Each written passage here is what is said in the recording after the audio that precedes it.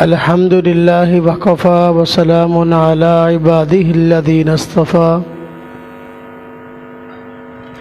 أما بعد فأعوذ بالله من الشيطان الرجيم بسم الله الرحمن الرحيم ولله على الناس حج البيت من استطاع إليه سبيلا ومن كفر فإن الله غني عن العالمين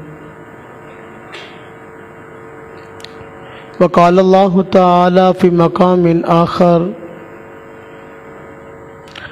الحج أشهر معلومات فمن فرض فيهن الحج فلا رفث ولا فسوق ولا جدال في الحج وما تفعلوا من خير يعلمه الله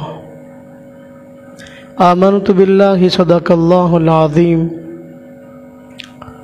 اللهم صل على محمد وعلى آل محمد كما صليت على إبراهيم وعلى آل إبراهيم إنك حميد مجيد اللهم بارك على محمد وعلى آل محمد كما باركت على إبراهيم وعلى آل إبراهيم إنك حميد مجيد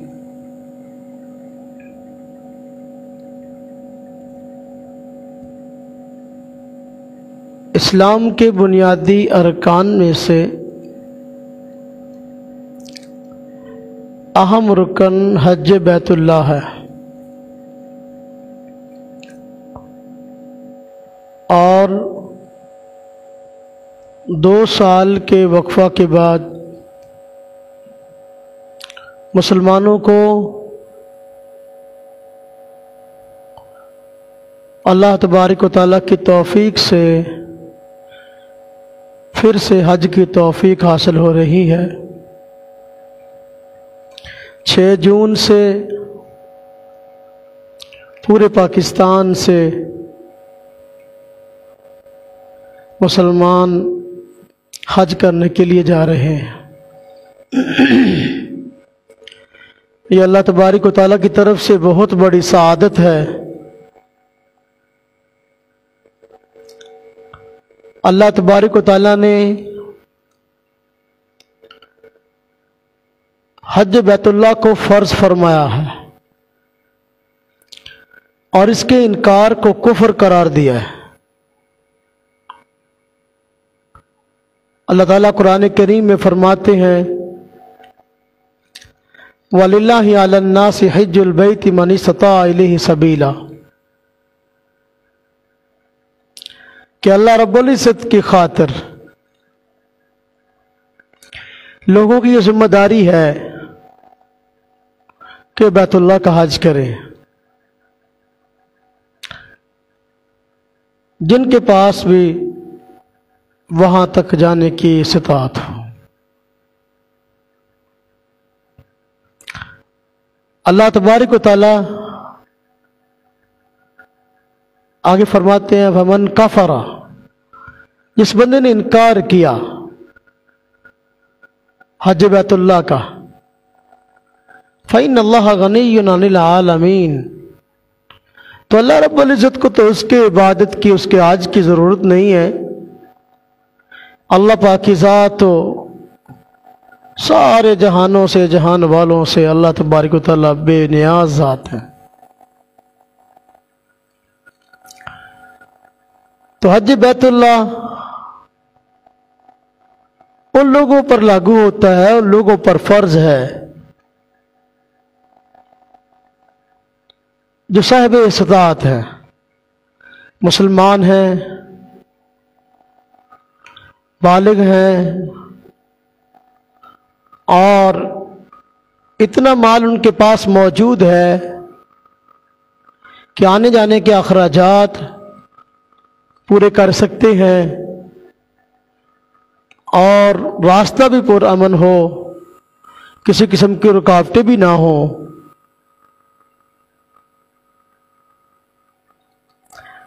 اور شادی شدہ ہے تو حج بیت اللہ پر جانے کی وجہ سے گھر والوں کے جو اخراجات پیچھے ہوں گے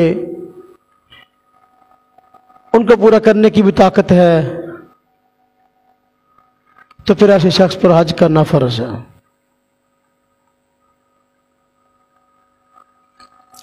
اگر خاتون ہے تو اس کے لیے ایک اضافی شرط یہ بھی ہے کہ اس کے ساتھ کوئی نہ کوئی اس کا محرم ہو۔ اگر کوئی محرم نہیں ہے یا خاوند نہیں ہے تو باوجود اس کے کہ اس کے پاس پیسہ ہو اس پہ حج بیت اللہ فرض نہیں ہے۔ جن لوگوں میں یہ شرائط پائی جاتی ہیں حج بیت اللہ کی استطاعت ہے، اس کے باوجود حج پہ نہیں جاتے، قرآن کریم میں اللہ رب العزت نے ان کے اس عمل کو کفر قرار دیا، وَمَنْ كَفَرَ فَإِنَّ اللَّهَ غَنِيٌّ عَنِ الْعَالَمِينَ۔ اور ایسا شخص جس پہ حج بیت اللہ فرض تھا لیکن وہ حج بیت اللہ پہ جانے کا انکار کرتا رہا، قیامت کے دن اس کی پیشانی پہ کافر لکھا ہوا ہوگا، اس حال میں آئے گا۔ حضرت عبداللہ بن عمر رضی اللہ تعالی عنہما سے منقول ہے، فرماتے ہیں جس شخص پہ حج فرض ہے لیکن اس کے باوجود وہ حج پہ نہیں جاتا، فرمایا قیامت کے دن اس حال میں آئے گا کہ اس کے پیشانی پر کافر لکھا ہوا ہوگا۔ حضور نبی پاک صلی اللہ علیہ وسلم کا فرمان ہے کہ جس شخص پر حج فرض ہو گیا اس کے پاس استطاعت ہے، سفر کی اخراجات ہیں، ساری چیزیں ہیں اس کے پاس، اس کو کسی قسم کی کوئی رکاوٹ نہیں ہے، کوئی عذر نہیں ہے، لیکن اس کے باوجود وہ حج بیت اللہ کے لیے نہیں جاتا، فرمایا اللہ تبارک و تعالیٰ کی ذات اس سے بے پرواہ ہے، یا اللہ رب اس سے اپنی رحمت کا ہاتھ اٹھا لیتے ہیں۔ اللہ پاک کو اس کی اس بات کوئی پرواہ نہیں کہ وہ یہودیوں کے مرتا ہے یا عیسائیوں کے مرتا ہے۔ یعنی حج بیت اللہ کو استطاعت کے باوجود نہ کرنا بہت بڑی گمراہی ہے، اور اس گمراہی کو حضور نبی پاک صلی اللہ علیہ وسلم نے یہود و نصارہ کی گمراہی کے ساتھ تشبیہ دی ہے، اور اس کی گمراہی کو یہود و نصارہ کی گمراہی کی طرح بتایا ہے۔ بہت بڑے وعید کی بات ہے۔ اور جو بندہ حج کے باوجود حج بیت اللہ پہ نہیں جاتا، حج بیت اللہ اس پہ فرض ہے، اس کے باوجود حج کے لیے نہیں جاتا، اللہ رب العزت نے اس کو مال دے رکھا ہے، حج بیت اللہ کے لیے نہیں جا رہا، حدیث پاک میں آتا ہے اس کا یہ مال کسی نیک کام پہ خرچ نہیں ہوگا بلکہ کسی نہ کسی گناہ کے کام پہ خرچ ہوگا۔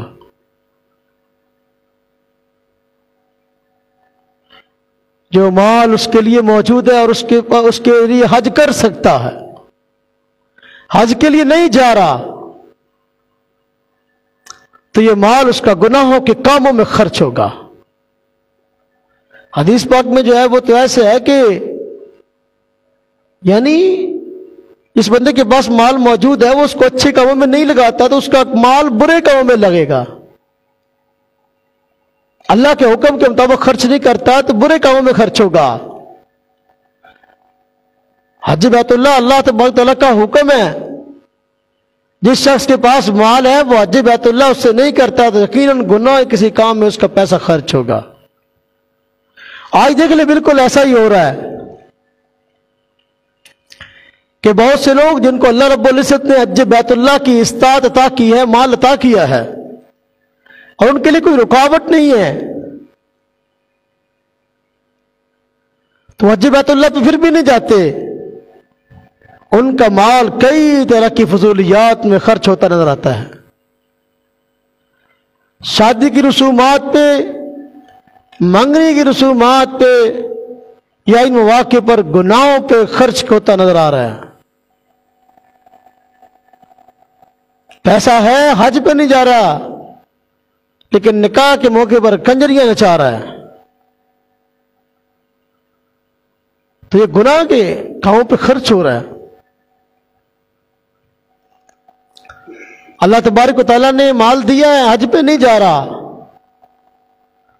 تو یہ اور شرابوں پر کبابوں پہ خرچ ہو جائے گا۔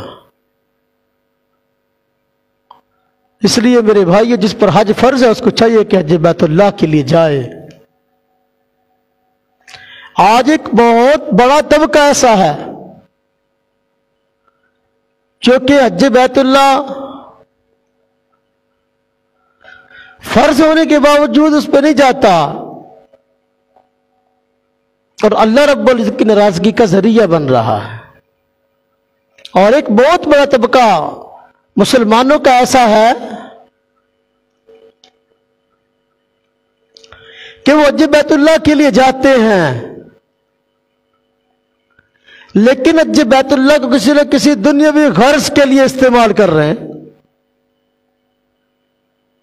حج بیت اللہ کسی نہ کسی غرض کے لیے ہو رہا، اللہ کی رضا کے لیے نہیں ہو رہا۔ اللہ تبارک و تعالیٰ ایسے بندوں سے بھی راضی نہیں ہے۔ اللہ تبارک و تعالیٰ قرآن کریم میں فرماتے ہیں وَأَتِمُّوا الْحَجَّ وَالْعُمْرَةَ لِلَّهِ، اور حج اور عمرہ بھائی اللہ کی رضا کے لیے کیا کرو، اس سے اللہ کی خوشنودگی تلاش کیا کرو۔ تو جو اللہ اس کے رسول کی بتائی تعلیمات کے مطابق حج اور عمرہ ہوتا ہے،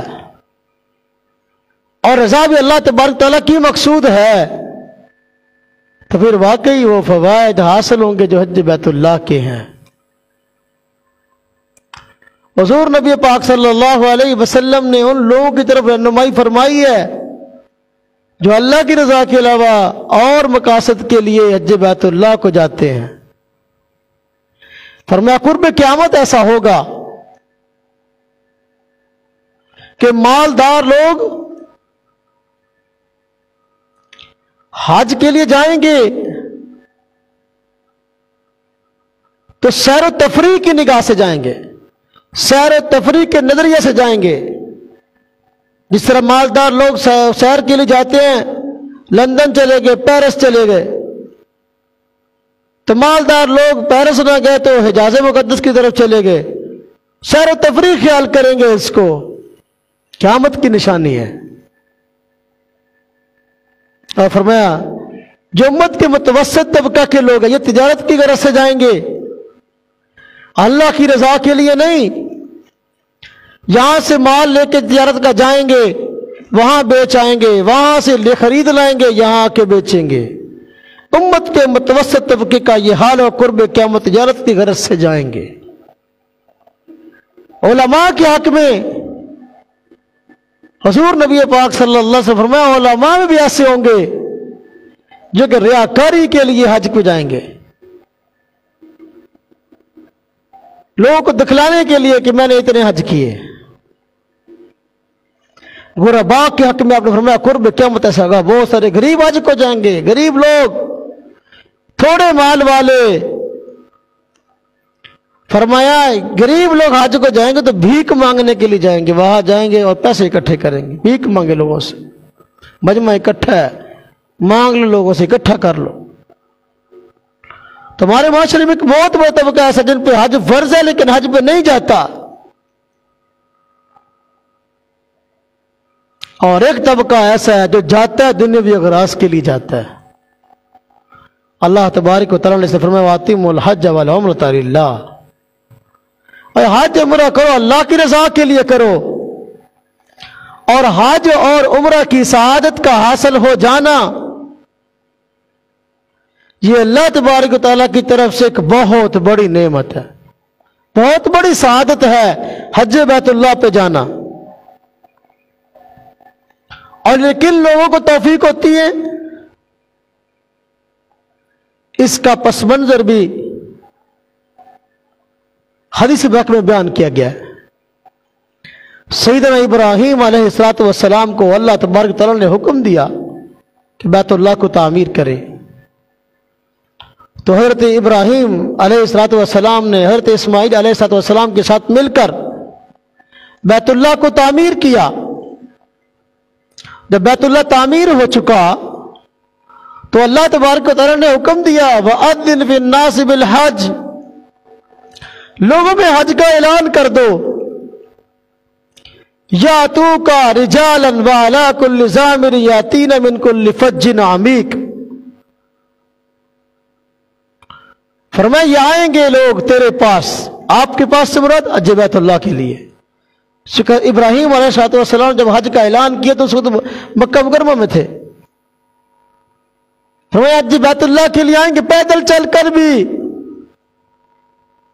ان اونٹنیوں پر سوار ہو کر بھی، دور دراز کے علاقوں سے جن کے جسم لمبا سفر کرنے کی وجہ سے لاغر ہو چکے ہوں گے، دور دراز سے حج کرنے کے لیے لوگ آئیں گے، تو آپ لوگوں میں حج کا اعلان کر دیجئے۔ سیدنا ابراہیم علیہ السلام کو حکم ہوا تھا وَأَذِّنْ فِي النَّاسِ بِالْحَجِّ، لوگوں میں حج کا اعلان کر دیجئے۔ حضرت ابراہیم علیہ السلام نے حج کا اعلان کیا۔ اس سے پہلے آپ نے عرض کیا یا باری تعالیٰ میں کیسے لوگوں میں اعلان کروں، میری آواز اتنی زیادہ اونچی تو نہیں ہے کہ میں بولوں اور پوری دنیا والے اس کو سن لیں۔ اللہ تبارک تعالیٰ نے فرمایا اعلان کرنا آپ کا کام ہے اور آپ کی آواز کو لوگوں کے کانوں تک پہنچانا میرا کام ہے۔ حضرت ابراہیم علیہ السلام نے حج کا اعلان کیا، اللہ تبارک و تعالیٰ نے اس آواز کو پوری دنیا کے کونے کونے تک بھی پہنچا دیا، عالم ارواح تک بھی پہنچا دیا۔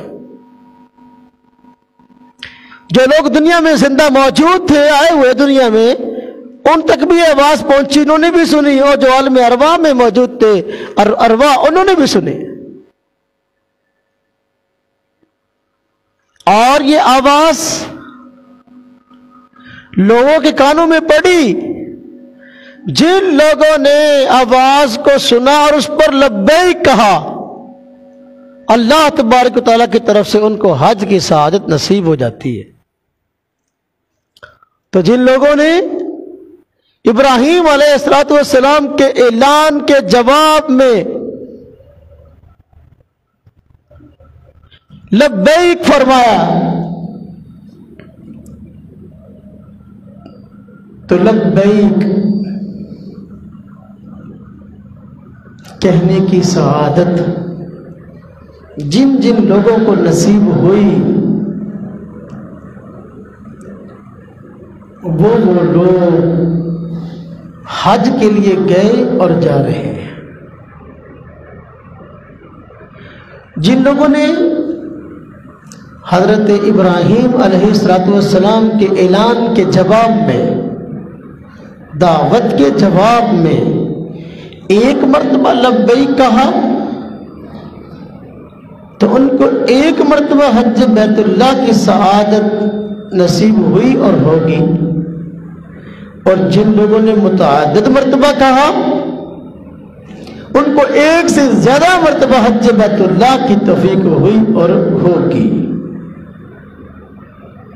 جس نے 2 مرتبہ کہا وہ 2 مرتبہ حج کرے گا، جس نے 3 مرتبہ لبیک کہا تو 3 مرتبہ حج کرے گا۔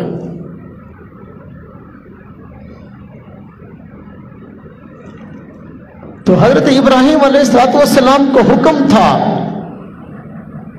کہ آپ لوگوں میں حج کا اعلان فرما دیں، حج میں آنے کی دعوت دیں۔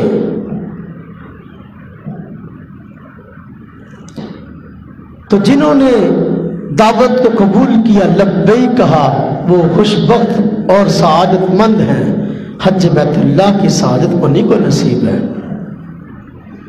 یہ جو حاجی کا ترانہ ہے نا، لبیک اللہم لبیک، یہ وہیں سے نکلا ہے۔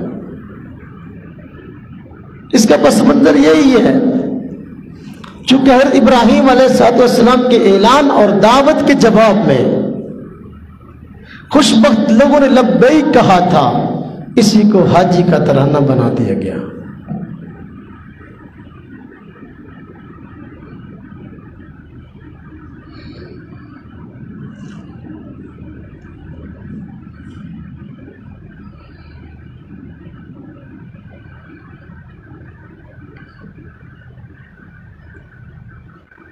اللہ تبارک و تعالیٰ نے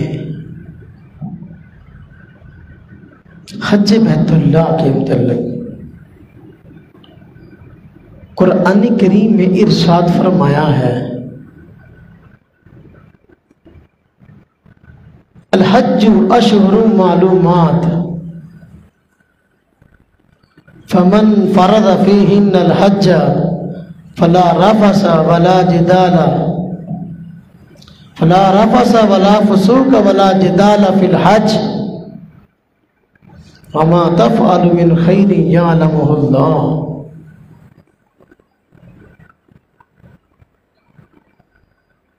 فرمایا الحج اشہر معلومات،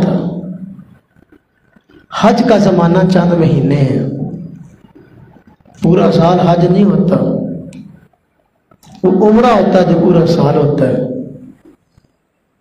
اس کو حج اصغر کہا گیا ہے۔ فرمایا حج کے چند مہینے ہیں، کون کون سے؟ شوال، ذوالقعدہ، ذی الحج، اور ابتدا یکم شوال سے ہوتی ہے 10 ذی الحج تک۔ اگرچہ حج ان تمام دنوں میں نہیں ہوتا، شوال میں حج نہیں ہوتا، ذوالقعدہ میں حج نہیں ہوتا، اعمال حج کی 8 ذی الحج سے ہوتی ہے، لیکن چونکہ سفر کرنے والے لوگ وہ ان مہینوں میں سفر شروع کر دیتے ہیں، اس لیے ان کو حج کے مہینے بتایا گیا ہے۔ الحج اشہر معلومات، فرمایا فمن فرض فیہن الحج، ان مہینوں میں، ان دنوں میں جو حج کے ہیں، جس بندے نے اپنے اوپر حج کو مقرر کر لیا، فلا رفث ولا فسوق ولا جدال فی الحج،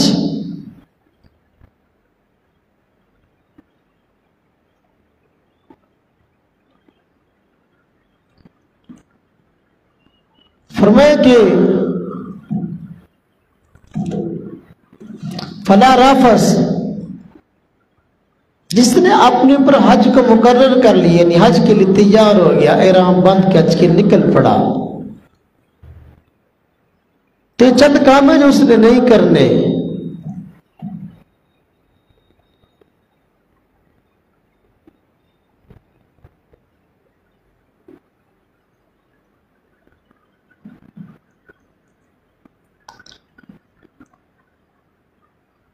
بیوی کے ساتھ بے حجاب نہیں ہونا، گناہ کا کام نہیں کرنا کوئی بھی، اور حج کے دنوں میں جھگڑا نہیں کرنا، نیکی کے کام کرنے۔ فرمایا جو بھی ما تفعل من خیر فإن اللہ یعلم، جو بھی کوئی نیکی کا کام کرتا ہے اللہ تبارک تعالیٰ اس کو جانتے ہیں۔ حج کے موقع پر چند چیزوں سے منع کیا گیا ہے۔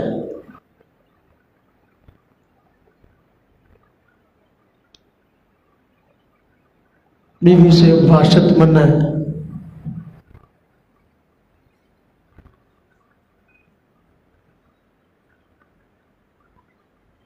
فوش بات، رفث کا ویسے معنی ہوتا ہے فوش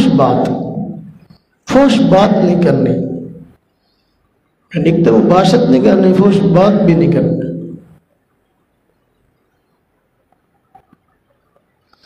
ولا فسوق، گناہ نہیں کرنا۔ فوش بات کون سی ہے؟ ایک وہ ہے، دو طرح کی ہے، ایک وہ جو حج کے دنوں کے علاوہ بھی ممنوع ہے، جس طرح کہ زنا، بد نگاہی اور خام خواہ کی گندی باتیں، یہ بھی ناجائز ہے۔ اور دوسری فوش بات جو عام دنوں میں گناہ تو نہیں ہے، جس طرح کہ بیوی سے بے حجاب ہونا، بے حجابی کی باتیں کرنا، بے پردہ ہونا، لیکن حج کے دنوں میں احرام کے بعد یہ ممنوع ہے، یہ بھی منع ہے۔ ولا فسوق، اللہ پاک کے حکم کی نافرمانی نہیں کرنی، یہ بھی دو طرح کے کام ہیں۔ بعض کام ہوئے جو حج کے دنوں کے علاوہ بھی ممنوع ہیں، جس طرح کہ شراب پینا، یہ باقی دنوں میں منع ہے تو حج کے دنوں میں بھی منع ہے احرام کی حالت میں۔ اور بعض کام ایسے باقی دنوں میں منع تو نہیں ہے لیکن حج کے دنوں میں منع ہے، جس طرح کہ خوشبو لگانا مثلا یہ منع ہے، باقی دنوں میں منع نہیں ہے لیکن احرام کی حالت میں منع ہے۔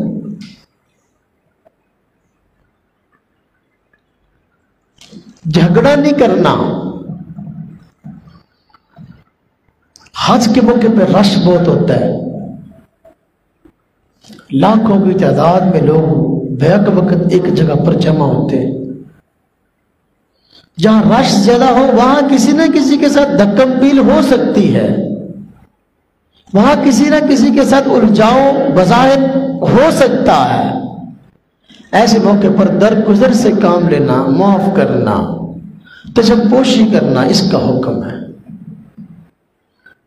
جس بندے نے اس چیز کا خیال کیا بہت بڑی نیکی، اللہ تبارک تعالیٰ اس کو جانتے، اس کا بدلہ عطا فرمائیں گے۔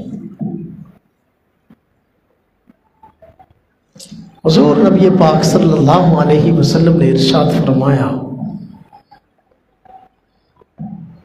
کہ جس بندے نے حج بیت اللہ کیا اور اس میں کوئی فحش بات نہ کی، فحش کام نہ کیا، کوئی گناہ نہ کیا، جھگڑا نہ کیا، صحیح معنوں میں حج کیا، تو اللہ تبارک و تعالی اس کو گناہوں سے پاک کر دیتے ہیں، اس کے تمام گناہ معاف فرما دیتے ہیں، اور وہ ایسا ہو جاتا ہے جیسا کہ اس دن تھا جس دن کے اس کی ماں نے اس کو پیدا کیا۔ ایک دن کے بچے کے نامہ اعمال میں گناہ کوئی نہیں ہوتا، تو جو بندہ حج کرتا اور ان میں گناہوں سے بچتا ہے اور تمام اعمال کو حسن خوبی سے ادا کرتا ہے، اس کے لیے اجر اور فضیلت ہے کہ اللہ تبارک و تعالیٰ اس کے تمام گناہوں کو معاف فرما دیتے ہیں۔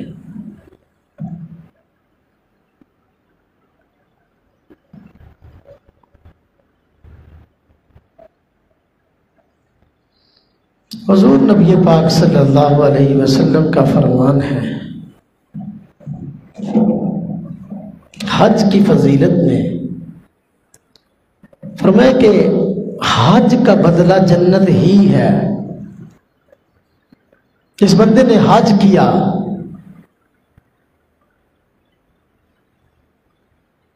تو وہ جنتی ہو گیا،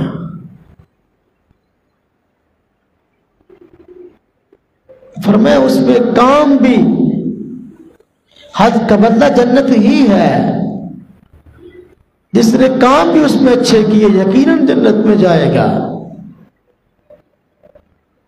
اور اس کی تشریح فرمائی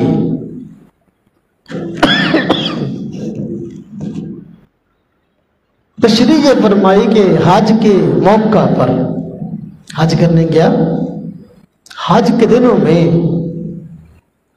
لوگوں کو کھانا کھلاتا رہا،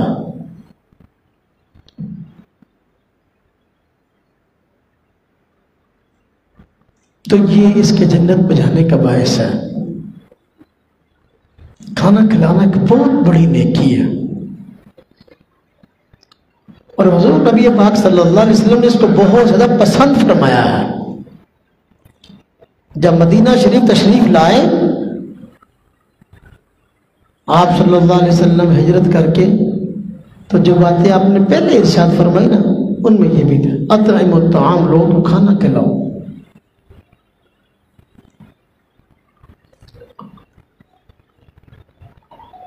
اور فرمایا کہ لوگوں کو سلام کرے، کھانا کھلائیں اور لوگوں کو سلام کرے، تو یہ بھی مثالی حاجی کی علامت ہے اور جنت میں جانے کا ذریعہ ہے اور درجات کی بلندی کا ذریعہ ہے۔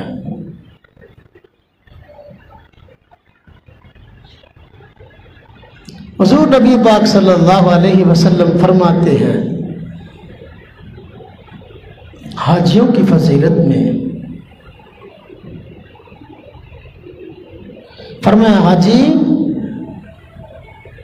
حج کرنے کے لیے جاتا ہے تو جب وہ تلبیہ پڑھتا ہے لبیک اللہم لبیک لبیک لا شریک لک لبیک، اللہ تبارک و تعالی بہت راضی ہوتے ہیں، اور جب وہ یہ الفاظ کہہ رہا ہوتا ہے اس کے جو ارد گرد کی چیزیں ہوتی ہیں، پتھر، درخت اور چیزیں، وہ بھی اس کے ساتھ مل کر یہی تلبیہ کہتی ہیں، حج کے ساتھ مل کر لبیک اللہم لبیک۔ فرمایا ساتھ والی چیزیں کہتی ہیں، پھر ان سے سن کر ساتھ والی کہتی ہیں، پھر اور ساتھ والی، یہاں تک کہ ہر چیز گونج رہی ہوتی ہے لبیک اللہم لبیک کی آوازوں سے، حج کی آواز کے ساتھ۔ بہت بڑی اجر اور فضیلت کی بات ہے۔ حضور نبی پاک صلی اللہ علیہ وسلم کا فرمان ہے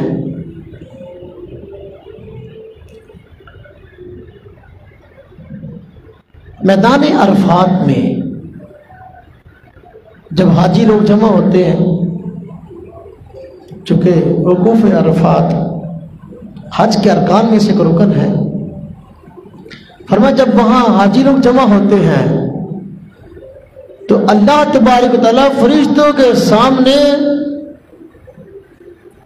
ان لوگوں پر فخر فرماتے ہیں کہ دیکھو میرے بندے کیسی گرمی میں، تڑپتی ہوئی گرمی میں میدان میں وقوف عرفات کر رہے ہیں، عرفات میں ٹھہرے ہیں، پراگندوں بالوں کے ساتھ ہیں، عرب میں پانی کی قلت ہے اور وہ جگہ تو وہاں تو خاص طور پہ قلت ہے، تو وہاں نہانے کا اور پانی استعمال کرنے کا ایسا موقع نہیں ہوتا، تو اللہ تبارک تعالیٰ بندے کو تڑپتا ہوا دیکھ کر اس پر فخر فرماتے، دیکھو میری ذات کے لیے ساری مشقتیں برداشت کر رہا۔ یہ حاجی کے لیے اعزاز کی بات ہے کہ اللہ تبارک و تعالیٰ اس کی وجہ سے فرشتوں پر فخر فرمائے۔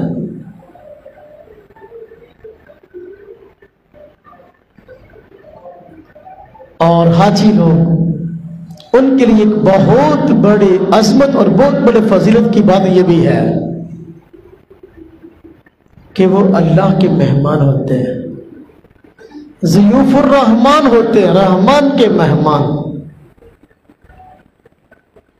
کسی عام بندے کا مہمان آدمی بن کے جائے تو خوشی سے پھولا نہیں سماتا، تو جو اللہ کا مہمان ہو اس کے لیے اور کیا احساس چاہیے کہ بندہ اللہ کا مہمان بن جائے۔ تو جو حج کرنے کے لیے جاتا ہے وہ اللہ تبارک و تعالیٰ کا مہمان ہوتا ہے۔ اللہ تبارک و تعالیٰ حاجی کو یہ فضیلت عطا فرماتے ہیں، حدیث پاک میں آتا ہے کہ وہ 40 گھروں تک کی سفارش کر سکتا ہے، اس کی سفارش قبول ہوتی ہے۔ اب 400 گھروں، 40 نہیں 400 گھروں، بعض روایت میں 400 افراد کا تذکرہ ہے، بعض میں 400 گھروں کا تذکرہ ہے کہ ایک حاجی کی سفارش 400 گھروں یا 400 افراد تک قبول کی جائے گی۔ خاندان کے اندر جتنے حاجی زیادہ ہوں گے ان خاندانوں کے لیے اتنا ہی زیادہ مغفرت کا ذریعہ ہوگا۔ اور وہ سفارش کریں گے قیامت کے دن۔ یہ بہت بڑی اجر کی بات ہے۔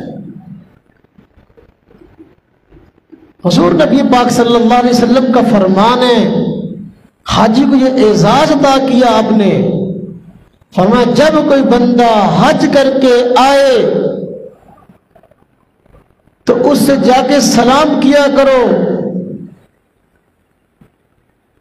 اور فرمایا اس کے گھر میں داخل ہونے سے پہلے اس سے اپنے گناہوں سے مغفرت، یعنی اب دعاؤں اس سے دعا کی درخواست کیا کرو کہ اللہ پاک سے دعا کرے اللہ پاک میرے لیے دعائے مغفرت، میری گناہوں کو بخش دے۔ اس سے گناہوں سے مغفرت کی دعا کے لیے درخواست کیا کرو، کہا کرو بھی دیکھو آپ حج کر کے آئے ہیں تو میرے لیے بھی دعا کریں اللہ تبارک و تعالیٰ میرے گناہوں کو بخش دے۔ آگے وجہ بیان فرمائی آپ نے کہ فَإِنَّهُ مَغْفُورُ اللَّهُ، وجہ یہ ہے کہ اللہ تبارک و تعالیٰ اس کے گناہوں کو بخش چکے ہوتے ہیں۔ وہ حج کر کے آتا ہے تو گناہوں سے پاک ہو کے آتا ہے، لہذا اس کے گھر میں داخل ہونے سے پہلے اسے سلام میں پہل کرو، سلام لو جا کر، اور گناہوں سے معافی کی درخواست کرو کہ میرے حق میں آپ دعا فرمائیں اللہ تبارک تعالیٰ میرے گناہوں کو بخش دے۔ یہ بہت بڑے اجر کی بات ہے، بہت بڑی فضیلت کی بات ہے کہ ایک بندہ ایمان کی اور اعمال کی قبولیت کی ایسی سطح پہ پہنچ جائے کہ دوسرے لوگ اس سے اپنے گناہوں سے معافی کے لیے دعاؤں کی درخواست کریں۔ یہ بہت بڑے اجر کی بات ہے۔ حضور نبی پاک صلی اللہ علیہ وسلم کا فرمان ہے حاجی کے حق میں، فرمایا کہ حاجی آدمی اگر حج کے سفر کے دوران فوت ہو جائے، حج کے سفر کے دوران فوت ہو جائے تو آپ نے فرمایا حج کرنے والا ہے یا عمرہ کرنے والا ہے، اگر اس سفر کے دوران فوت ہو جاتا ہے تو قیامت تک اس کے حق میں حج اور عمرہ کا ثواب لکھا جاتا رہے گا۔ تو حج اور عمرہ کے سفر میں موت بھی بڑی بابرکت ہے، رش ہوتا ہے، اور رش کی وجہ سے بسا اوقات بندے کسی کے نیچے جاتے ہیں، رش میں پھنس جاتے ہیں، موت ہو جاتی ہے۔ تو یہ موت بھی بابرکت ہے۔ فرمایا حج عمرہ کے سفر میں جو آدمی فوت ہو گیا قیامت تک اس کے حق میں حج اور عمرہ کا ثواب لکھا جاتا رہے گا۔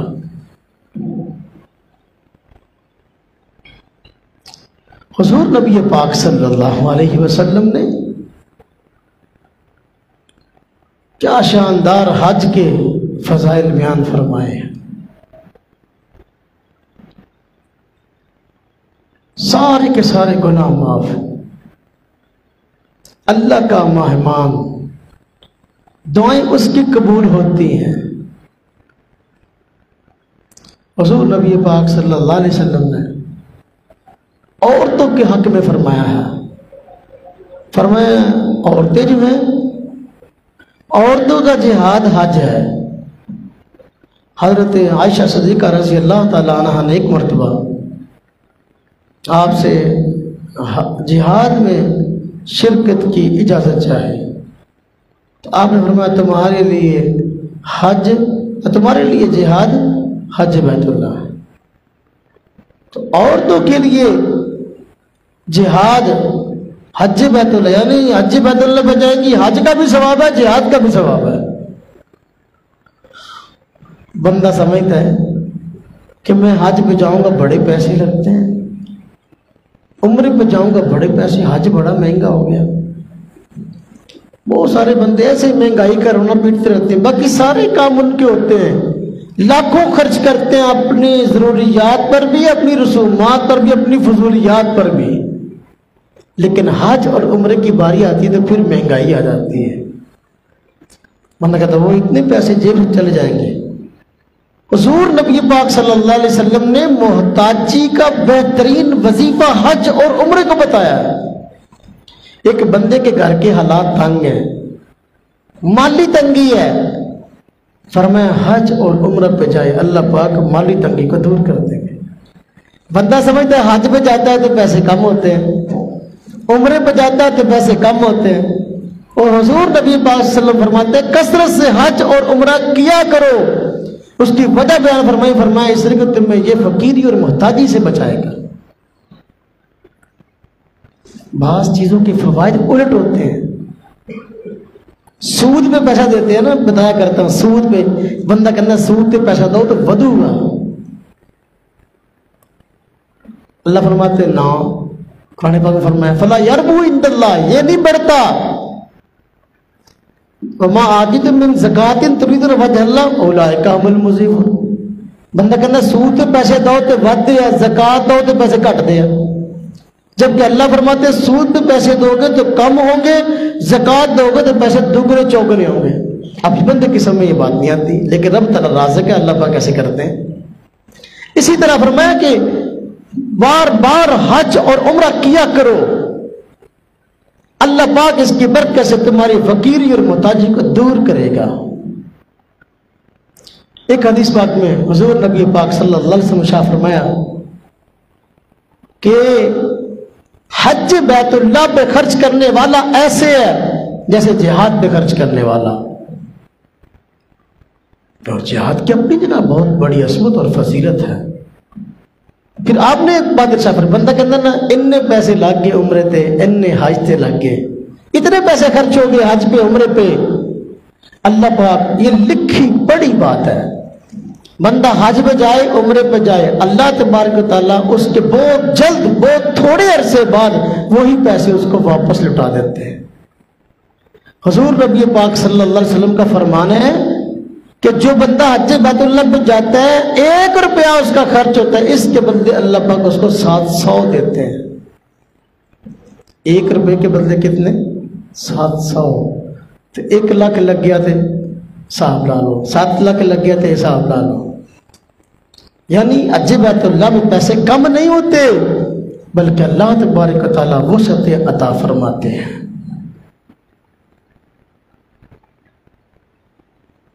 بس اوقات بندہ سمجھتا ہے کہ پیسے تو ہیں، اسباب بھی ہیں، سب کچھ ہے، لیکن خود میں جاؤں گا تو تھک جاؤں گا، میں حج بیت اللہ والا سفر مشقت والا ہے، میں وہاں مشقت برداشت نہیں کر سکوں گا، یعنی میری جان کمزور ہے، تو وہ خود نہ جائے بلکہ حج بدل کروا لے، کسی اور کو بھیج دے اپنی طرف سے۔ شریعت نے ہر مسئلے کا حل رکھا ہے، کوئی مسئلہ ایسا نہیں جس کا حل نہ ہو۔ جو خود نہیں جا سکتا حج میں کسی اور کو بھیج دے، اس کی طرف سے حج ادا ہو جائے گا۔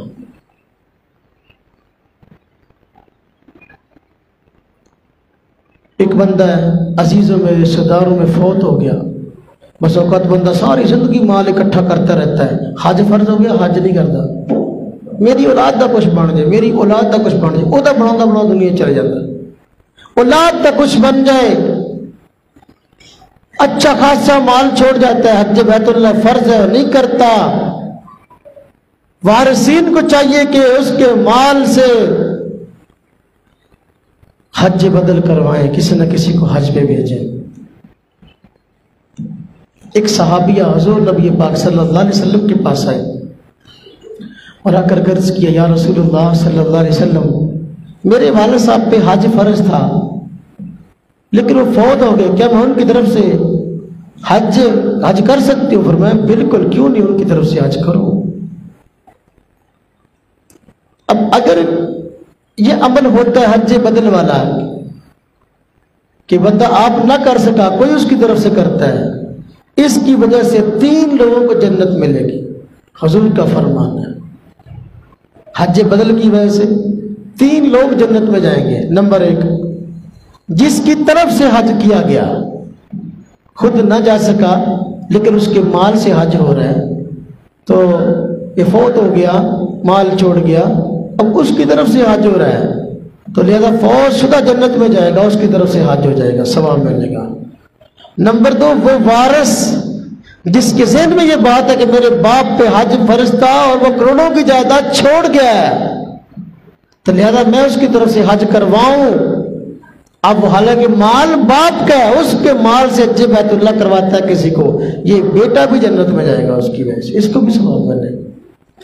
نمبر 3، جو حج بدل کرنے کے لیے جاتا ہے، کوئی بھی ہے، وہ کسی مرحوم کی طرف سے حج بیت اللہ کرتا ہے تو مرحوم کو الگ ثواب ملے گا اور وہ جنت میں جائے گا، اور یہ جس نے حج بدل کیا یہ بھی جنت میں جائے گا۔ اللہ تبارک و تعالیٰ اس کے بھی گناہ سارے کے سارے معاف کر دے۔ تو حج ایک ہوا ہے، جنت میں جانے والے 3 بن گئے۔ تو میرے بھائیو، حج بیت اللہ ایک عظیم سعادت ہے اور عظیم عبادت ہے، یہ عاشقوں کی عبادت ہے۔ جس کو اللہ سے عشق ہے، جس کو اللہ سے محبت ہے تو وہ وہاں جانے کے لیے تڑپتا ہے اور اس کے لیے راہیں تلاش کرتا ہے اور اس کے لیے اسباب تلاش کرتا ہے۔ جس کو اللہ سے محبت نہیں ہے تو اس کے لیے نہ راہیں تلاش کرتا ہے بلکہ بہانے تلاش کرتا ہے۔ آج لوگوں کے پاس بڑے بہانے ہیں حج نہ کرنے کے، سرمایہ داروں کے پاس بڑے بہانے۔ ایک ہمارے جاننے والے ہیں، اللہ پاک نے بڑا دیا ان کو، میں نے ان کو کہا آج تک اب حج پہ نہیں گئے، اب حج پہ چلے جائے، ماشاء اللہ کروڑوں کی جائیداد ہے۔ کہنے لگے بچی کی شادی رہتی ہے ابھی، وہ کر لوں گا تو پھر جاؤں گا۔ میں نے کہا حج کا بچی کی شادی سے کیا تعلق ہے؟ یہ تو مسئلہ ہی کوئی نہیں ہے۔ تو کسی کی بچی کی شادی ہونے والی ہے تو اس پہ حج فرض ہے، پہلے شادی کرے بعد میں حج پہ جائے، یہ تو کوئی مسئلہ نہیں ہے۔ اللہ تبارک و تعالیٰ وسائل دیں گے، رشتہ ملے گا تو شادی بھی ہو جائے گی، لیکن اس کا حج بیت اللہ کے ساتھ کوئی تعلق نہیں ہے، خام خواہ کا بہانہ ہے۔ وہ جی میرے کہنے لگے کہ اصل میں نا مکان بنانا ہے۔ میں نے کہا آپ کے پاس اتنے پیسے ہیں کہ آپ عالی شان کو 10 کوٹھیاں بنا سکتے، ایک کیا؟ مکان کا حج کے ساتھ کیا تعلق ہے؟ لہذا مکان کا معاملہ اپنا بناؤ یا نہ بناؤ، پہلے بھی جو بنا ہوا کوئی چھوٹا بھی نہیں ہے کوئی کمزور بھی نہیں ہے کہ گرنے والا ہو۔ تو اللہ نے دیا حج پہ جاؤ، تو لوگ اپنی طرف سے بس اوقات حج پہ نہ جانے کے بہانے تراش لیتے ہیں، ایسا ہے ایسا ہے ایسا ہے۔ میرے بھائیو، جب سے ٹھیک ہے، مال پاس موجود ہے، آنے جانے کے اخراجات ہیں، پیچھے اتنے خرچہ موجود ہے کہ گھر والے بھی یہ خرچہ کر سکتے ہیں، میرے بھائی یہ جانا فرض ہے۔ اور حضور نبی پاک صلی اللہ علیہ وسلم کا فرمان ہے کہ جو بندہ حج فرض ہے حج پہ نہیں جاتا تو اللہ تبارک و تعالیٰ اس سے اپنی رحمت کا ہاتھ اٹھا لیتے ہیں، کوئی پرواہ نہیں کہ یہودیوں پر مرے یا عیسائیوں کے مرے، یہ وعید ہے۔ اور قرآن پاک میں نے پہلے شروع بیان میں فرمایا، اللہ فرماتے فمن فرض فیہن الحج فلا، فرمایا کہ وَلِلَّهِ عَلَى النَّاسِ حِجُّ الْبَيْتِ مَنِ اسْتَطَاعَ إِلَيْهِ سَبِيلًا، کہ بھئی لوگوں کے ذمہ ہیں حج بیت اللہ، جو وہاں جانے کی طاقت رکھتے ہو، استطاعت رکھتے ہو۔ فَمَنْ كَفَرَ فَإِنَّ اللَّهَ غَنِيٌّ عَنِ الْعَالَمِينَ، جو اس کا انکار کرے گا، اللہ پاک ایسے لوگوں سے بے پرواہ ہیں، اللہ کو ضرورت نہیں ہے۔ عبداللہ بن عمر رضی اللہ تعالیٰ نے فرمایا جس بندے پہ حج فرض ہے حج کرنے نہیں گیا، قیامت کے دن اس حال میں اٹھے گا کہ اس کے چہرے پہ پیشانی پہ کافر لکھا ہوا ہوگا۔